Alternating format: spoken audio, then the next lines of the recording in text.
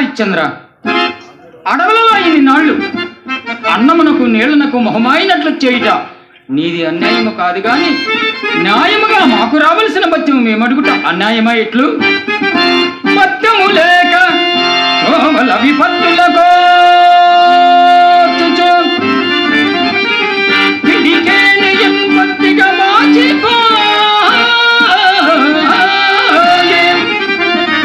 గృహమున్విడి నీవెని వెంటరాగా నీ తొట్టునే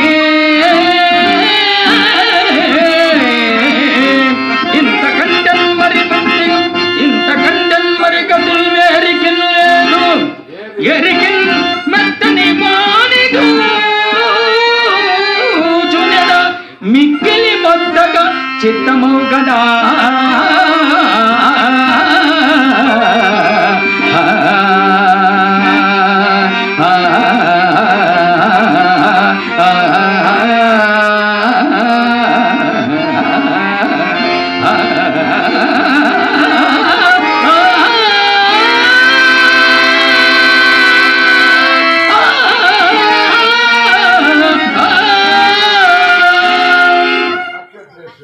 నక్షత్రేశ్వర, ఇంతకన్నా చెడిదేమోనని నన్ను కూడా అమ్ముకొని పొమ్ము.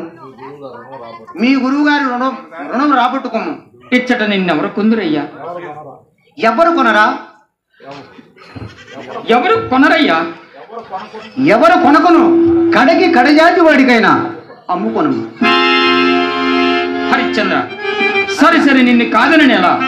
ఓ కాశీపుర వాసులారా, మరీను భాగ్యవంతులారా, అయ్యలారా, ఇతను హరిశ్చంద్ర చక్రవర్తి మా గురువు గారైన విశ్వామిత్ర మహర్షికి రుణపడి ఉన్నందువలన ఇతరిని బానిసీడి గమ్ముచున్నాను.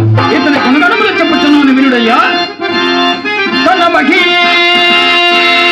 రాజ్యమంతయో కాది సూతి కిందానమిచ్చిన జట్టి ధర్మమూర్తి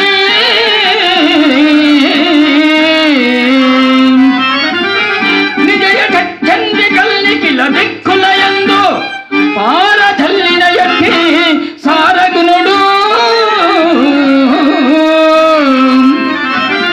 ముల్లోకములు సంబోధింప వేటాళ మదమఢంచిన విక్రమస్థిరుండు